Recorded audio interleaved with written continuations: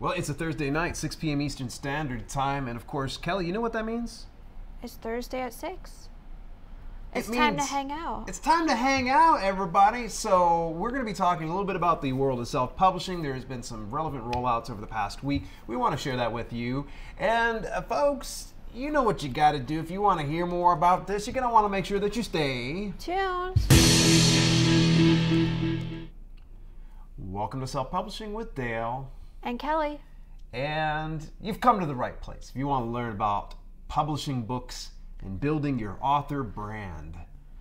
Today, it's the Self-Publisher Hangout. We're going to be talking a little bit about self-publishing books, building your author brand, covering questions, concerns, and comments, and generally just hanging out.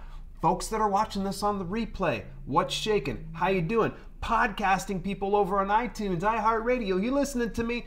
We see you, sort of, virtually. And we want to thank you, but we need 1 minute because we want to acknowledge all of the live viewers here on the YouTube. So who do we got in the house, Kelly? Mojo. J.A. Renau, Kathy Menken, Walter Wyburn, thank you for stopping by. Who else do we have? Omana, thank you. Kathy Menken. Pizza, ours is on our way, right? Yeah. See what else. Kevin McGuire, you're still awake. Thank you for staying up. Janet Bullard, what's going on? Mark Brownless. Good stuff. Boom Blogger.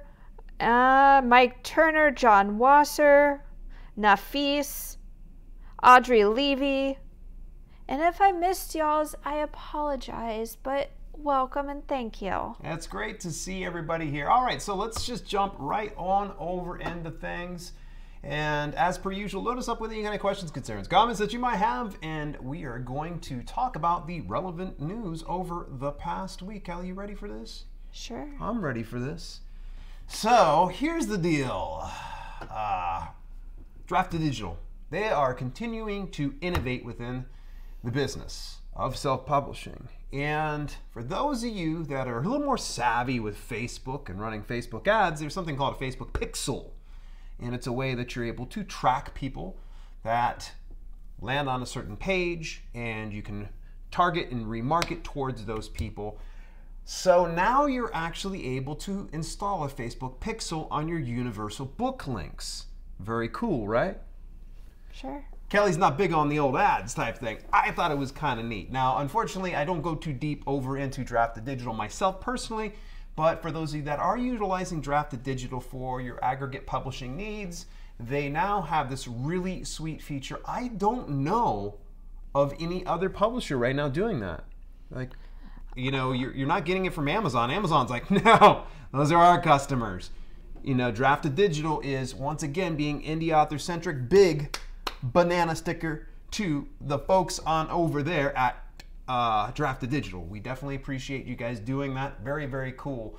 So next thing, PublishDrive. I said this before, but I think it bears worth in repeating. They actually just rolled out a new and free ebook converting tool. So if you want to get that, you can actually utilize it. You don't, from all intents and purposes, they actually, you can either publish there or you don't have to publish there. It seems like it is available for free because they say for commercial use, you can actually utilize it there. So in any event, that's that. Man, you know that we're starting to wrap up on the news. So we're actually going to be able to hang out with everybody a little bit more. December's fund for KDP, just under 24 million, 23.7. Yep. Who wants a piece of that pie? I know I do. 23.7, and it seemed to stabilize because if my recollection, and correct me if I'm wrong, folks, November's was 23.7 as well. I don't pay attention month to month. Yeah, I'm a little bit of a nerd when it comes to that type of stuff, so. Yeah, alrighty. So what questions do you have about self-publishing books? What would you like to learn more of in future videos?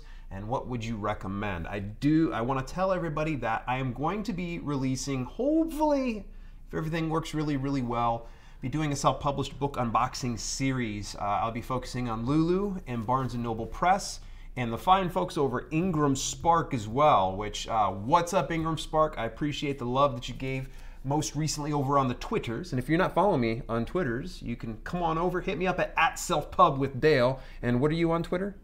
Kelly Publish. At Kelly Publish. So make sure you guys hit us on up on over there. Viewer question of the day. This is a really good one, actually. Big shout out to one of our members within the self-publishing books community on Facebook.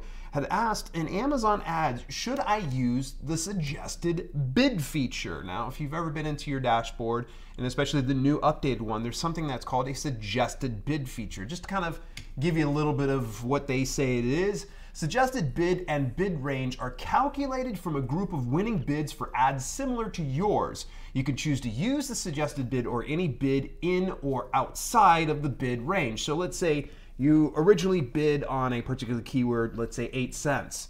And they will say in this particular column for suggested bid, 18 cents to 25 cents. The reason is, let me just kind of break down what this is saying here. The reason is they say that typically the winning bid is somewhere in that range. From my understanding, and in the interview that I had with Marco Motino, actually a couple of the interviews, he said you don't really have to use it. In fact, I don't think he ever really uses it because he figures out what the best cost per click is for his book and his particular keyword.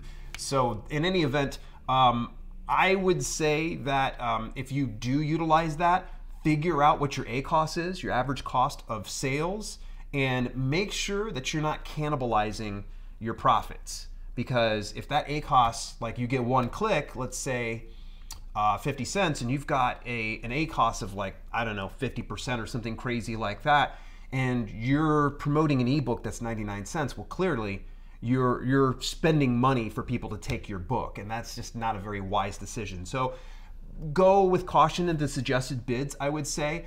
For me, I've played around with it, and to be quite honest with you, I feel almost better when I have a bit more control. And sometimes they'll suggest these really huge numbers for cost per click for bids, and I'll go and I'll bid low and I'll still get an excellent conversion on something like that. Alrighty, so it's time for the Hangout. Man, we literally, it's only been 7 minutes we're on here. We burned through all the news. Not too much exciting stuff over the past week. So in any event, what kind of questions, concerns, comments, and who else has popped in to our live chat? I see my brother Bionic Vapor hanging out. What's up, buddy? Audrey Levy wants to know, what are universal book links? Good question, Audrey. Actually, this is a very unique feature that's only available through Draft to Digital. What they do is, see, here's the issue. You've got a book, and this is great that we're talking about Audrey anyway. So we're going to bust out Audrey, because I know she always loves when I pull her book out. So this might be available, let's say, on Amazon, which it is. But if you share your Amazon.com link to somebody that's in the UK, the problem is it's not native to where they want to order the book, or it could be in Brazil, something like that. Enter universal book links. What Draft to Digital does is it creates a link that when someone clicks to it, it'll take them to their regional store. So this is why it's so freaking cool. And with the addition of Facebook Pixels, that levels up your business, especially if you're savvy on Facebook ads. I'm gonna be honest with you, I've got a tenuous grasp on Facebook ads at best. I'm not gonna lie. I've run a few for Self-Publishing with Dale and the DIY publishing course. Outside of that, honestly, I'm not gonna lie to you, I really don't make any kind of money through Facebook ads. Excuse me, I ate a lot of fries before we came on today. Hopefully that helped out, Audrey. I see. I seen Moonshine King popped in here, man. A welcome to you too. What tablet software do we recommend for on-site sales at conventions? For email acquisition, or just general display. I mean, probably just an iPad of some sort, I would say. I'm not sure. Maybe kind of clarify your question just a bit more. For me, I'm not going to put out my MacBook Pro for people to put their grubby hands on, because someone's going to probably go and take on over there. So if you do get some kind of software, I would recommend that you grab, have somebody attentive to that at all times, so someone's not just grabbing it and walking off with it.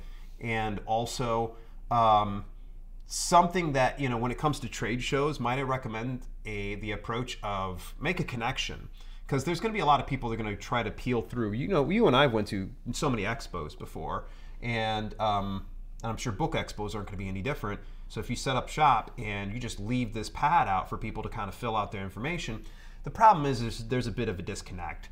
You're going to want to make sure that you're opening up dialogue with everybody that's coming across your way. So rather than just leaving your iPad out, might I just say, just put it off to the side, and as people are coming through, open up, you know, conversation and dialogue. And as they start to, you start to reveal a little bit more about yourself, you can say, hey, you know, I'd love to give you a bit more information.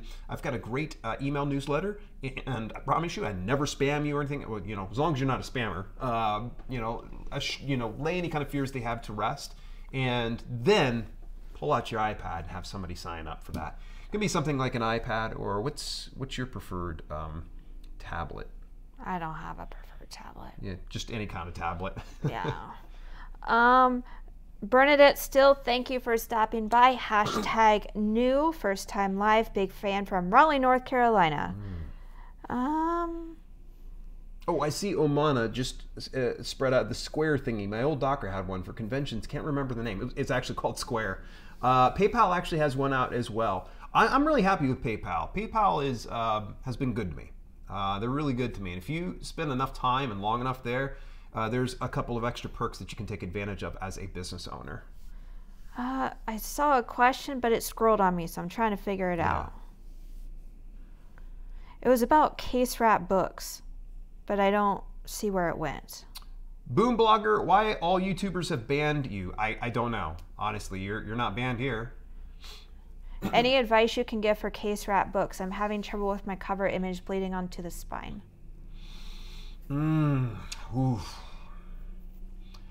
First question is where are you getting your book done through? Because I know what you mean, where I might actually have a book with like an example. Let's see here.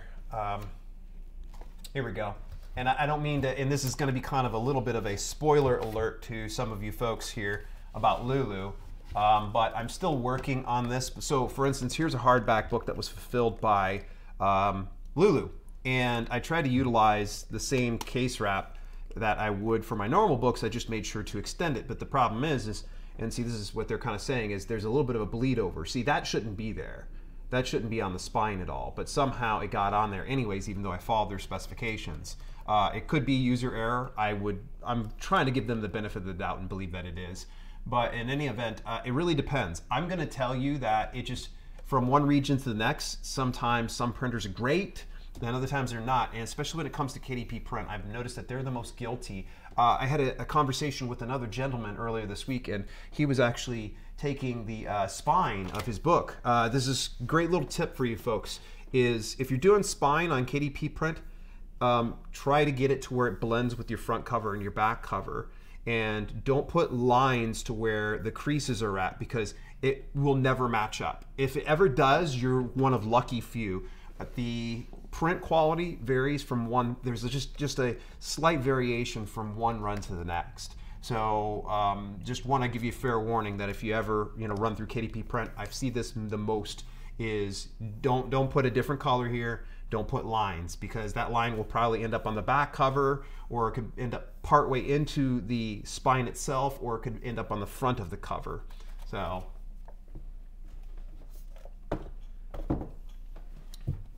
any other questions? We were just talking about this yesterday in the mall. How are authors getting away with books like Unofficial Minecraft Story? Isn't this copyright infringement?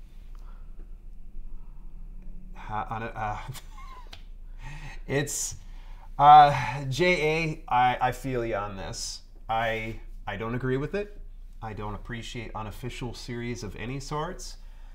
The same thing can be said about Fortnite books. People put unofficial. We were just actually in the mall yesterday. I just said that. Oh, excuse me. I'm sorry. I'm reading the chat at the same time. People on the podcast are probably cracking up laughing. They're like, she just said that, Dale. When it comes to those unofficial series, I just wouldn't touch it with a 10-foot pole. The issue is it's somebody's intellectual property, and they can come back and either A, give you a cease and desist, or B, they can, they can sue you. Litigation can be very much a very good possibility because it is their property. There are some people that go, well, there's fair use. Fair use is a gray area that you just don't want to play with.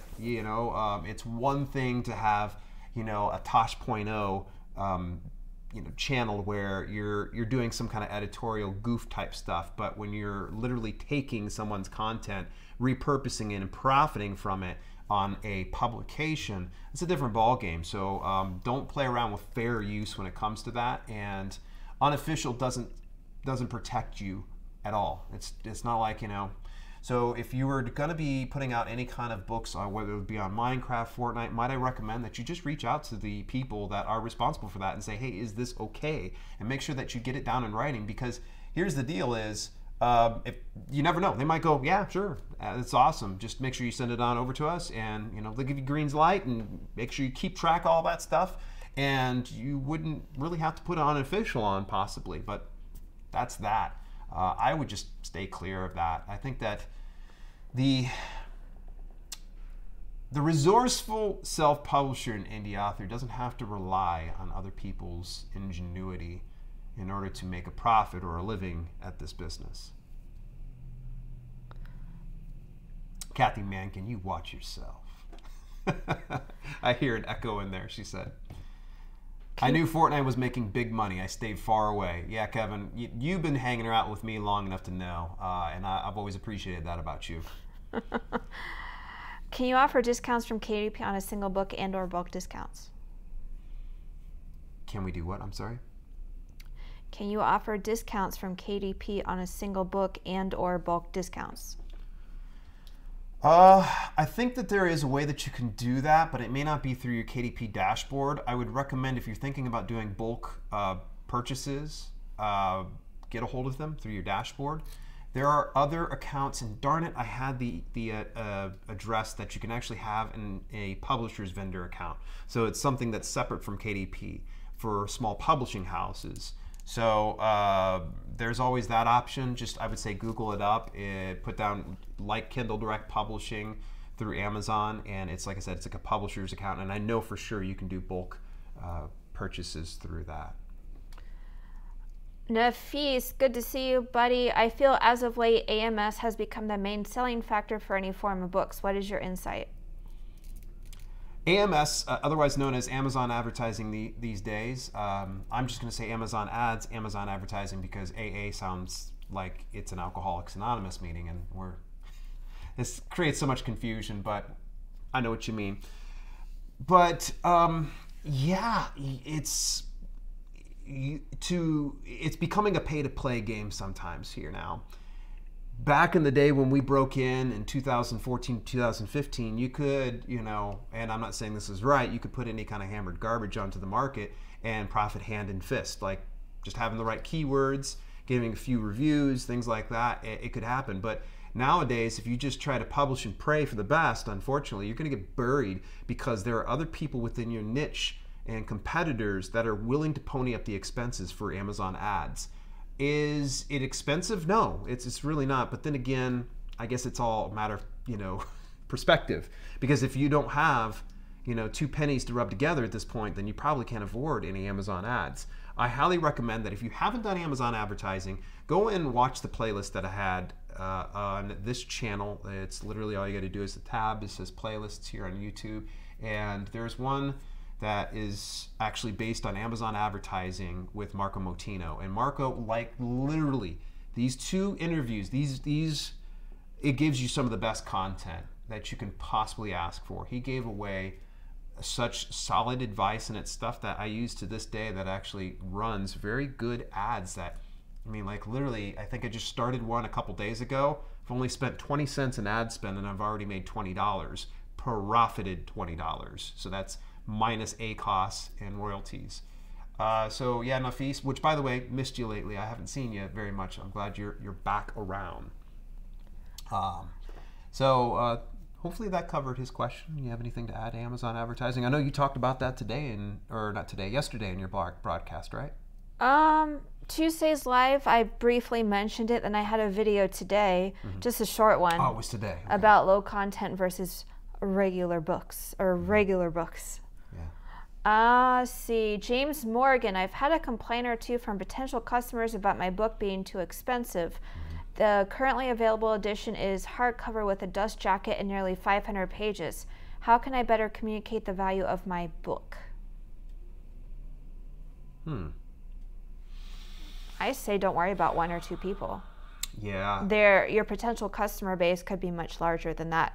There's always someone who is not going to like it for somehow. Yeah. You know, if you put your book too cheap, some people might not buy it. Some people might think, oh, this is too cheap. The interior must be rubbish or something. So, it's rubbish. I second Kelly on this one. And here's the deal: is you're not going to please everybody. In fact, this is going to sound crazy, but stay with me on this. Getting low reviews always sucks. We can all agree. It always sucks. But as long as you're not getting nothing but low reviews on a book, I think you're on the right path. You know, if you've got, so for instance, someone within the group, and I'm not sure if this was you, James, someone within the group had said, man, I got my first 3-star review. I have 33 5-star reviews. Oh my gosh! Like, you are crushing it if you have 33 5-star reviews and you got a 3-star. I would welcome a 3-star at that point. So that way, because to me, sometimes when I'm going on Google Maps or on Yelp and I'm looking at reviews and I see a place that has nothing but 5 stars, bells and whistles go off in my head. I start to wonder, okay, who did they pay to get this filled? It's our natural inclination when we see too much positive feedback, you automatically say this has got to be good, too good to be true. Right. So welcome those negative comments. If you can, first of all, figure out where they're coming from. If they're just being trolls to be trolls, look, we can't stop them. There's trolls everywhere. There's trolls that watch this video and they drop negative comments and things like that, and that's okay. That's their position. That's what brings them joy.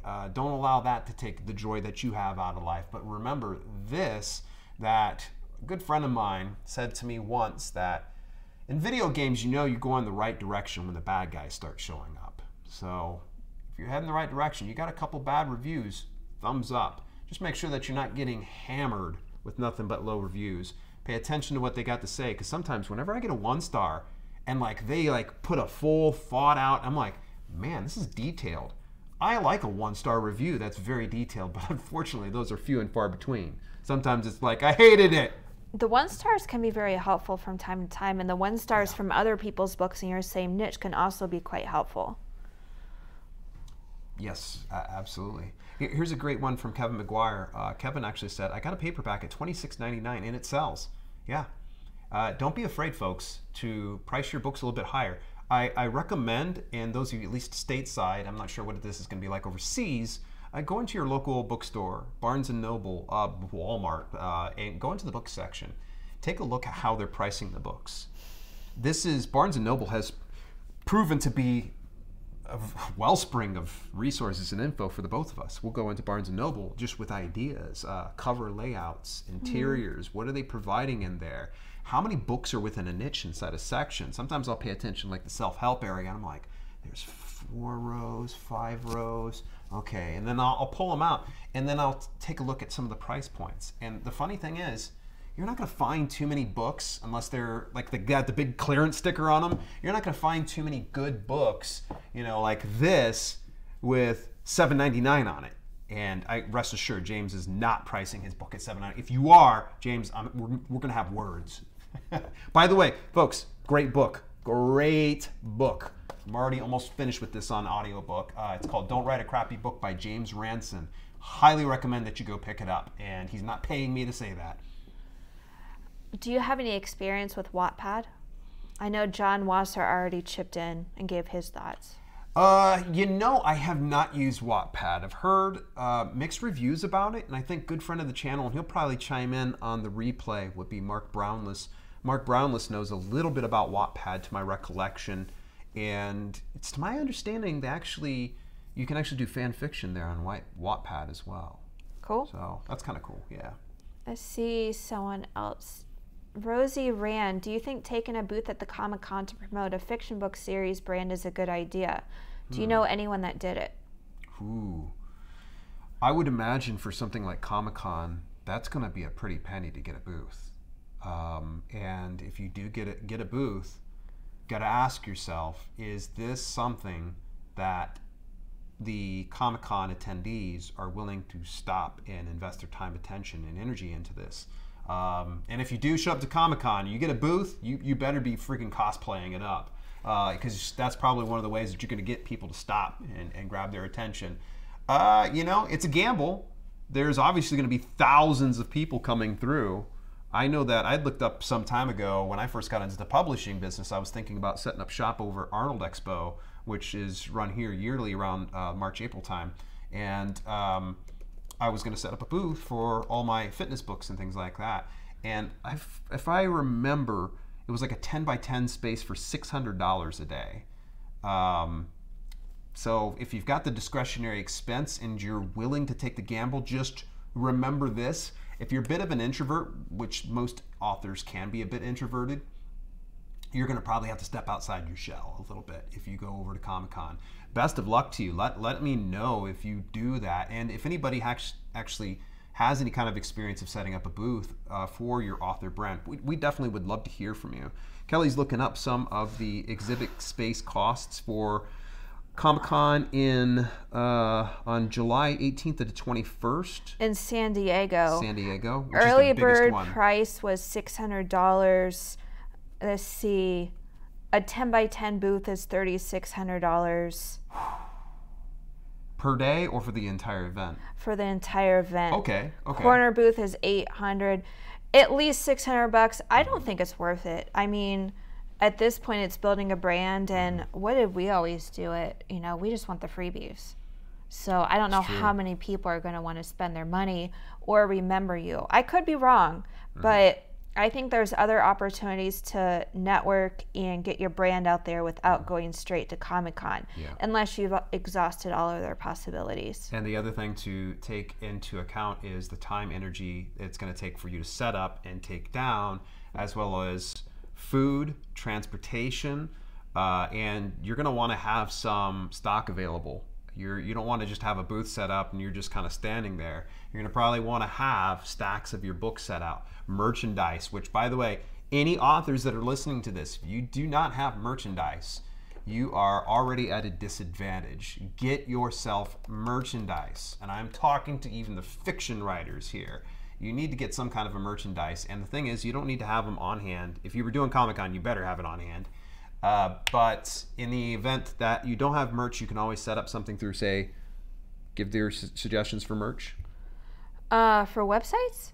Yeah, so that they can get it fulfilled through. Well, there's Amazon merch. There's like 50 different websites. What would be your top three? Merch by Amazon would be first one, correct? You have to apply, though. Okay. If they just want a one-off or building a brand? Yeah. Which one? Both. If you just want a one-off, check out like Custom Cat or just Google print-on-demand shirts, and there's a few websites that you can just get one shirt and not build a brand. But if you want to do it on a website and do all of that, I would say Amazon merch, Redbubble, and I'll just go with the other one I've done, TeePublic. But merch is definitely high on the list. Yeah, so here's someone who gets the idea. And John Wasser's actually inside the broadcast. He actually has a shirt. You guys have seen me wear this one before. Write Drunk, Edit Sober. I've got this shirt. I've wore it on the broadcasts. He actually ended up turning it into a journal, so you can see how, he thinks a little bit outside the box, and hopefully you can kind of take the same thing. I think Gary Vee says, don't just think outside the box, live outside the box. It's great that you're an author, but make sure that you're diversifying what you have to offer to your audience. And don't think that it's you selling out or being sleazy or anything else like that, because if you've got an audience that really likes you and is clamoring for your content, they're probably going to purchase it. There's so many authors out right now that are probably profiting hand and fist on merchandise sales. So go for it. So that 500-page book that we mentioned earlier that's hardcover, James Morgan says it's $49.99. Is that too high, you think? It depends on the content. Depends on the content. That is a little higher at $50. That when you mention a price point that high, there's two things that pop out to my thinking here. Is something that's a high price point like that, I automatically think, is this is a college textbook. And the next thing I think of is this an art picture book, some type of a coffee table book, because those tend to be a bit higher because of the resolution, the color, the printing, the layout, things like that. So don't be afraid to price your books just a bit higher. And if you're getting sales, all the better. If you're not getting any sales, then that might be one of the reasons. It could be a sticking point, is that high price point. It's funny. I've had some books, I priced them really low, they didn't sell worth a darn, and I shot the price up to like $20, $30. Opens up the well, you know. I guess it just depends on your audience. Because if I sell a book for $50, I'd probably see if it's at the library first. Yeah, but if I really, really loved the author and the topic, like if it was a biography about a tennis player, I'd probably spend $50. It's true. So it just depends. It's a history book. To me, I think that seems justifiable. And if you've got images within the book, full color images, $50 seems justifiable. You're getting sales, thankfully. Cool. Yeah. And, you know, I'd say put yourself in your customer's shoes and don't think about your current situation, because I mean, maybe you're cash strapped, and I'm not trying to speak on behalf of James if he's cash strapped or not here, folks. Put yourself in that customer's shoes, and kind of like what Kelly said, you know, something on tennis, she'll pony up the expense, and I'm not going to fight her on it because she enjoys that. And I'm sure the same thing would go my direction, although I don't know. Would you spend $50 on a wrestling book? On a pro wrestling book? No, but I do know there's actually a Guar coffee table book I've always wanted, and I'm pretty sure it's $50. I would actually spend $50 on a Guar one, only because, I mean, that's my thing. I've always liked them. Bionic Vapor, yeah, I like pictures. I'd pay more for color pictures, yeah. Let's see. Syndratic, thank you for stopping by. It's going good tonight. I'm a bit sleepy, but it's going good. How are you doing tonight? Me? Yeah, Syndratic wants to know. I'm doing pretty good, Syndratic. I appreciate that. We went to Evan Carmichael's meetup event yesterday, and how awesome was that? Oh my God, Evan's like a sweetheart. I wish I could like duplicate him and carry around my pocket because he's so positive. We walk into the event center and we go to the front desk and we're like, okay, where's the Evan Carmichael event? And they're like, they start to answer, and I was like, how about we just follow him? He turns to us and I extend a hand and say, hey, what's up, man? No, he comes over and gives a full hug. Yeah. He recognized us, and it wasn't until I brought up the fact that I was like, you know, when we were talking to him at Vid Summit, and by the way, those of you that don't know who Evan Carmichael is, YouTube him up. Stellar channel. He puts 3 videos out a day. Stuff is just stellar. 1.7 million subscribers. If you're not subscribed, what are you doing with your life? But in any event, he remembered me from our conversation at Vid Summit when I told him about, you know, he's like, he always asks people, what's your favorite one of my videos? And I was like, instantly, I'm like, Henry Rollins. It's actually how I found his channel. And because, you know, I was looking up, because I love Henry Rollins stuff. Another one I'd probably spend $50 on. You know, instantly, I knew you guys. And we got to chatting, and stay tuned. We talked about a little bit of collabing work with Mr. Carmichael, so we cannot wait. Sometime about April-ish is what we're looking at. Closer to May. I was just going to say next, if anyone here likes the self-help, you know, positive mindset type thing, look up the Believe Tour with Evan Carmichael. He's going to 22 or 21 other really big cities between now and April. So it's a little bit of a premium. I think it's like $40 average per ticket, but it's so worth it. Worth it. There were some things that are a bit, you know, it wasn't his style. Outside my comfort zone. But that's the whole thing, is he challenges your comfort zone. But that was what we did. But I see that Aisha actually asked if there's any conferences we're committing to this year. We haven't really committed. We've talked about ones. Vid Summit is still just we're going to be out in LA, I think. We're going to be out in LA for sure during that time. We haven't committed to anything. It looks Yeah. like, based on our conversation last night, we will be in Toronto probably May. But that's not even a conference. That's just a city that we are about 90% committed to. So yeah, not 100% sure. Stay tuned to this channel as per usual, and I most likely will announce something via the social media group of Self-Publishing Books. So if you happen to be in the group, you'll get updates. We'll let you know, because if anytime we travel out and about, actually not every time, because Not there's times every where time. we'll travel and it's Kelly's and my time. But if we go to something like a Los Angeles for a vid summit, we would let you guys know for sure. And it was really cool this last year getting to meet up with everybody that we did.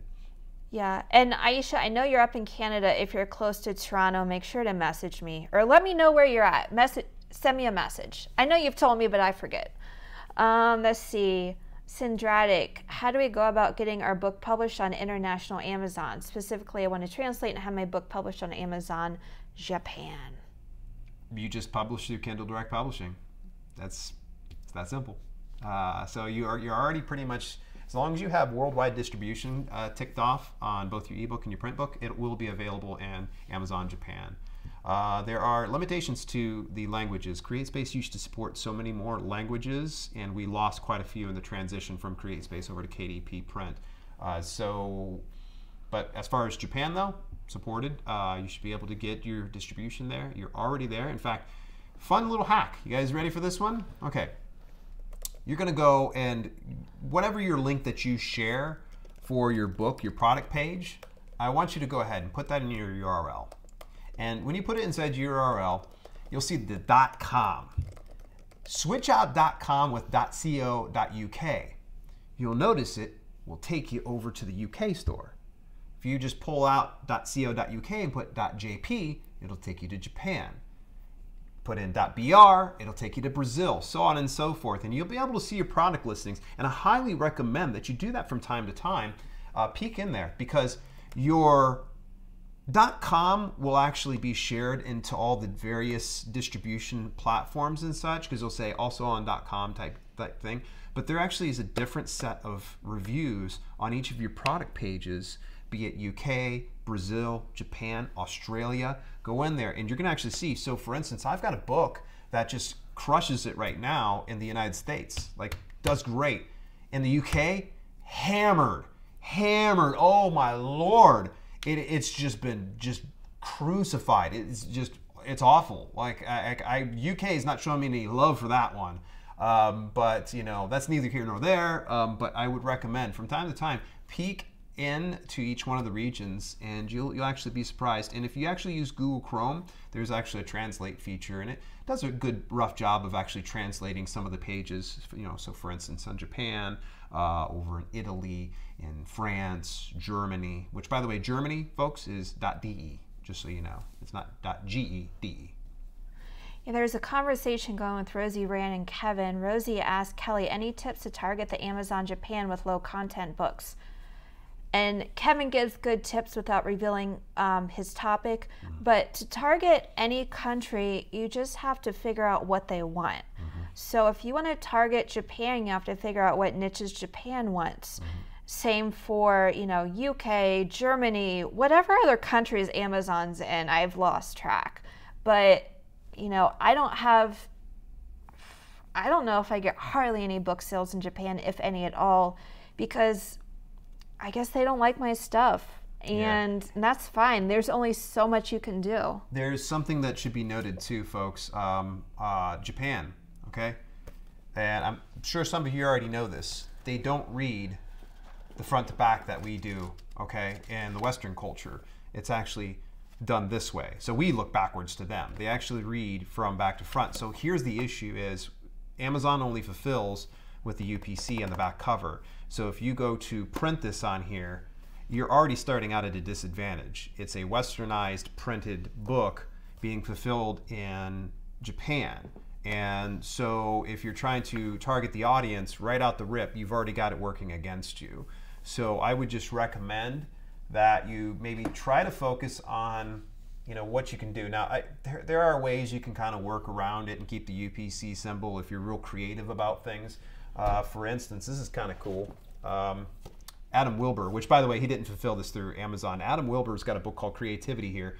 And actually, here's the cool thing. You ready for this? You can read it on the front, and you can read it on the back. Front and back. He was very innovative about how he did it. I took the same kind of principle, but the problem was I actually ended up having the barcode on the back cover. And I don't think I ever got any sales in Japan, because my thought was, let me see if I can sell some. But I would say don't give up if you can just start to think a little differently and maybe go into the store and see. There has to be some no content books that are selling in Japan.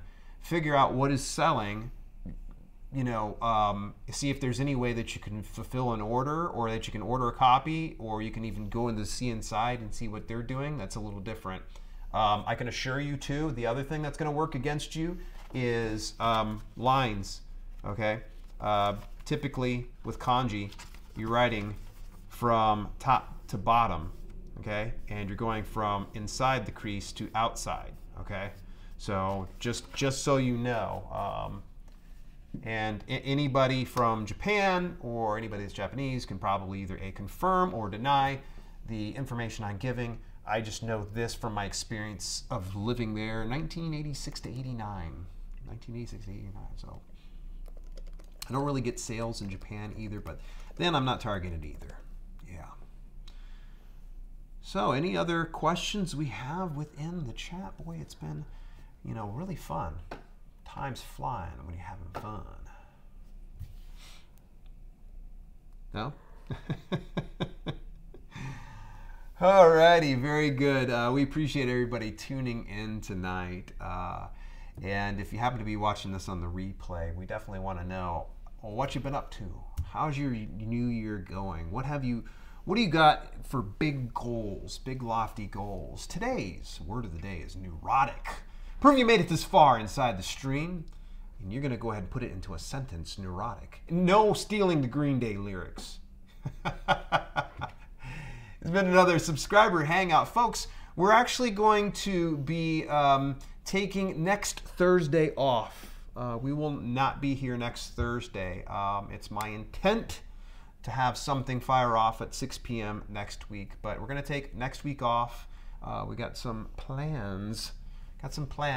But in the event, I definitely appreciate everybody showing up. In the meantime, folks, the party doesn't have to end. What you can do is, look, there's actually a video over here, and it's actually about keyword research. It's actually an entire series. You're going to really find it very useful. Those of you who are watching on the replay probably don't know what the heck we're talking about, and the people on the podcast think it's the same thing too. In the meantime, peace out, everybody. Bye.